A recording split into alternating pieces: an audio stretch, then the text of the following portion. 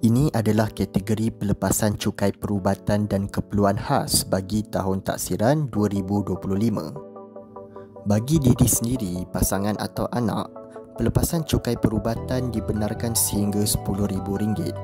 Ini termasuk rawatan penyakit serius, rawatan kesuburan, pemvaksinan, rawatan pergigian, pemeriksaan perubatan serta diagnosis anak kurang upaya pembelajaran tertakluk kepada had tertentu. Untuk ibu bapa dan datuk nenek pula, pelepasan cukai perubatan dibenarkan sehingga RM10,000.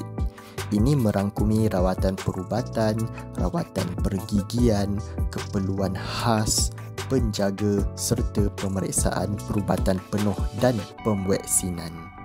Bagi pembelian peralatan sokongan OKU, pelepasan cukai dibenarkan sehingga RM6,000.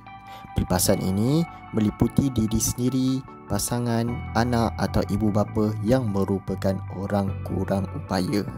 Ingat, tertakluk kepada syarat LHDN.